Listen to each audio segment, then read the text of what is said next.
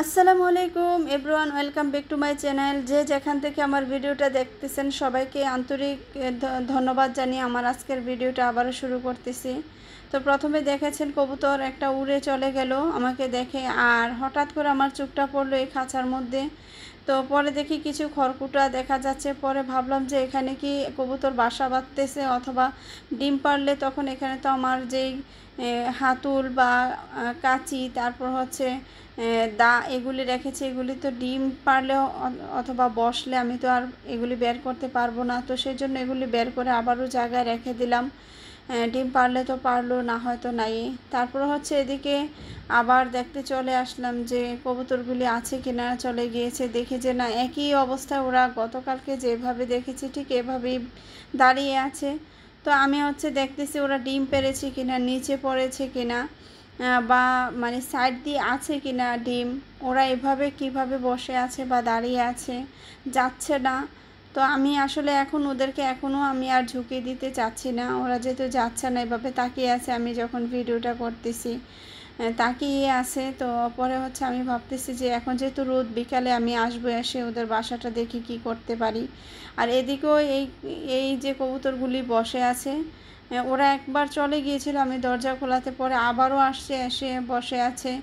তো এদিকেও দেখি যে ইয়েটা দিয়েছি, সাদা কবুতরটা যেটা বসে আছে ওটার পাশে যে ঝুড়িটা দিয়েছি ওখানে খড়কুটো দিয়ে আবারও বাসা বেঁধে আছে অন্য কবুতর। আর এদিকে গতকালকে একটা কবুতরের বাচ্চা ফুটেছে, আরেকটা ফুটেছে কিনা দেখার জন্য দেখতেছিলাম। মাশাআল্লাহ, আলহামদুলিল্লাহ, দুটো ফুটেছে বাচ্চা।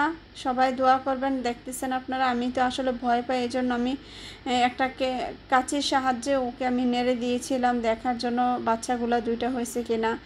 পরবর্তীতে তো ও ওঠে না। পরবর্তীতে যখন আমি খাবার দিয়েছি ও ওঠে, খাবার খাচ্ছে। তখন যখন আমি আবার ভিডিওটা স্টার্ট করেছি, ও এত চালাক, বুঝে গিয়েছে আমি যে ভিডিও করি। ও আবার হচ্ছে আয়সা ওর বাচ্চাগুলিকে আবার তা দিতেছে, দেখেন। তো আমি ওদেরকে আর ডিস্টার্ব করি না, কারণ ও যেহেতু বাচ্চাগুলিকে তা দিতেছে, ছোট ছোট বেবি। তো আর এখানে তো একজন বসে আছে। তো এই জন্য আসলে আমি ভাবতেছি ওদেরকে একটু পানি দেব, বা ওরা যে বের হচ্ছে না, খাবারও খাইতে পারতেছে না, বা খাবার খায় কিনা আমি জানি না, আবার বের হয় কিনা তাও জানি না। তো ভাবলাম যে আমি একটু পানি দিয়ে দেই অথবা আমি একটু খাবার দিয়ে দেই। তো আমি হচ্ছে ওদেরকে পানি আর হচ্ছে খাবার আমি ওদেরকে দিয়ে দিব। তো ওরা, আমি খাবার পানি দেওয়ার পরে ওরা যদি খায় খাবে, না হয়তো নাই। আমি তারপরে যেহেতু অনেক বেশি রোদ পড়তেছে, বিশেষ করে পানির খুবই প্রয়োজন। তো জানি না ওরা বের হচ্ছে না কেন। আমি আমি তো দরজা খুলে রেখেছি, তাও বের হচ্ছে না। তো কেন এটা যাবে কি না তাও জানি না। আমার মনে হচ্ছে এগুলি বাচ্চা কবুতর, তাও জানি না এগুলা কি কবুতর। তো বন্ধুরা, যাই হোক, আজকে দেখেন এই যে আমার মাছদেরকে খাবার দিলাম। এগুলো হচ্ছে বিস্কিটের গুঁড়া, এগুলো আমি হচ্ছে উপরে দিয়ে দিয়েছি। দেখেন মাছগুলি খুব আনন্দের সহিত খাচ্ছে আর কি। তো যাই হোক, আমি ওদেরকে খাবার দিয়ে ওদের খেলাধুলা দেখতেছি। আর বন্ধুরা, অনেক বেশি গরম পড়েছে।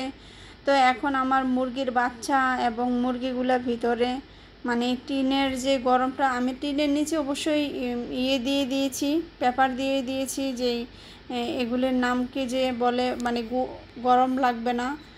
খুব মানে গরম তো লাগবেই, অর্থাৎ একটু কম গরম লাগবে, অর্থাৎ টিনের নিচে যে ইয়েটা দিয়েছি আর কি।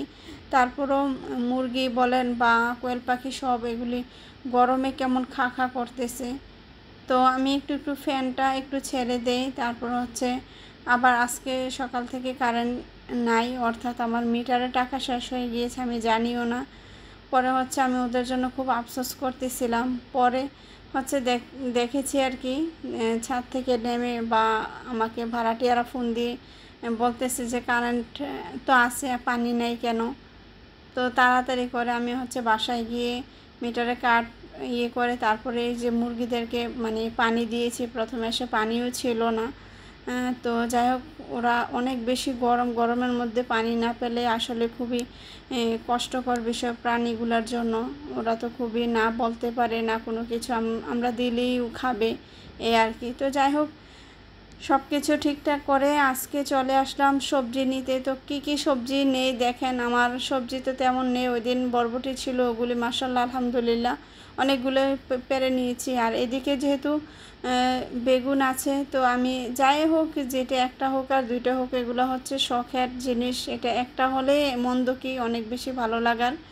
তো এখানে একটা লম্বা বেগুন পেরেছি, আর এখানে যে গোল বড় তাল বেগুন আছে, তো এটা দুইটা পারবো না, একটা অনেক ছোট। আর এটা আমি কতটুকু বড় হয় আমি জানি না, আসলে আমি ওইভাবে বড় হওয়ার সুযোগ দেব না। কারণ হচ্ছে আমি বড় মানে সবজি যেটা একদম বাতি হয়ে যায়, এটা খেতে আমার ভালো লাগে না।